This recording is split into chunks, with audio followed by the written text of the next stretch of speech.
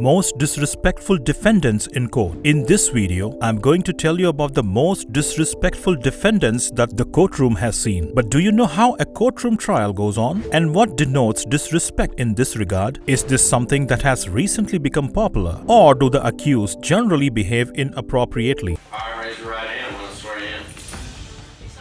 I'm not under oath. Raise your right hand, please. That's your bad finger.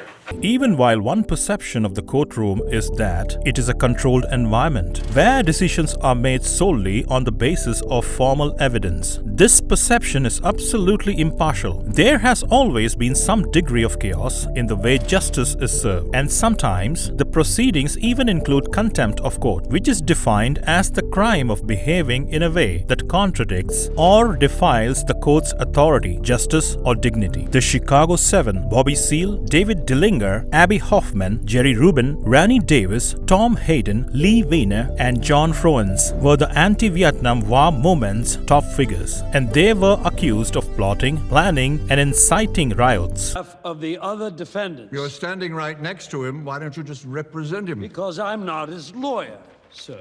And if I understand Mr. Seale, this last month and a half, and I believe I have, he is not represented by counsel. Overruled. I am being denied right Mr. now Seale, my constitutional will you be quiet? right for Will legal you? representation. Will you be quiet? You have lawyers to speak for you. No, he doesn't. During the 1968 Democratic National Convention in Chicago, on the very first day, Julius Hoffman, the trial's presiding judge, was accused of being openly racist by Seale when he refused to grant the defendant a postponement due to the absence of his attorney. On the same day, Abby Hoffman was spotted blowing kisses to the jury, while Tom Hayden was seen saluting them with a clenched fist. The defendants attempted to cover the counsel table with the North Vietnamese flag a few days later, on Vietnam Moratorium Day. Apart from regularly making insulting remarks and showing a lack of respect by not standing at the start and end of sessions, defendants Jerry Rubin and Abby Hoffman appeared in court on two occasions wearing judicial robes with a yellow Jewish star, comparing the courtroom to Nazi Germany. 2 weeks later, a few minutes before the court session began, Bobby Seale addressed the crowd of his supporters in the courtroom, assuring them that if he were attacked, they know what to do. As a response, Judge Hoffman had Seale handcuffed and gagged. The Chicago 7 trial's widespread reputation as a low moment in American courtroom administration should not come as a surprise. This video would not be complete without mentioning the trial of Saddam Hussein that went on from October 2005 to August 2006.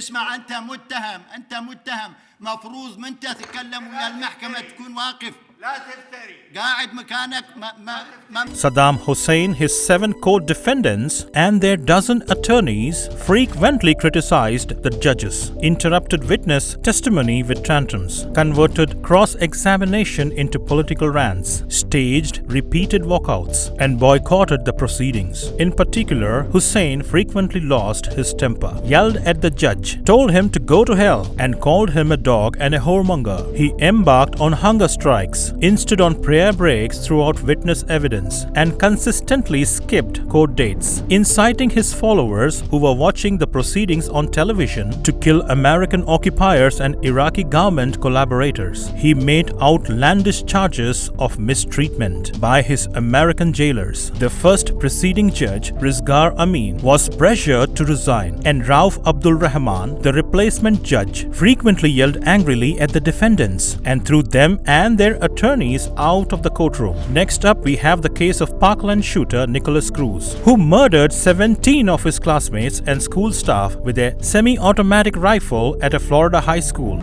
Okay, you need to take it down a notch.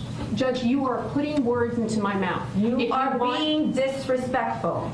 During the court proceedings in late 2018, his defense attorney Tamara Curtis was seen flipping off the judge and the victims' families and laughing with the defendant. This was not only seen as a rude gesture towards the judge, but also insensitive towards the victims, whose family members called Cruz terms like pure evil and domestic terrorist.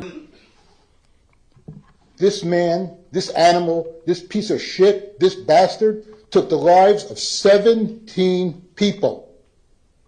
You have a right. However, the judge did not proceed with the contempt of court because it would inevitably slow the sentencing process down. And at the end, I'm going to discuss the trial of accused Al-Qaeda terrorist Zakaria Moussavi, which was held in February 2006. U.S. District Judge Leonie Brinkema ordered Zakaria out of the courtroom due to his disruptive and irate outbursts, and she later placed a temporary ban on his access to the courtroom. He screamed even as he was being carried away. This trial is a circus. God curse you and America. Finally, the judge ruled that Moussavi must view the remaining hearings from a detention cell within the courthouse using a closed circuit feed. That's all for today's video. And if you made it till the end, leave me a thumbs up, share it with your friends, and I'll see you next time.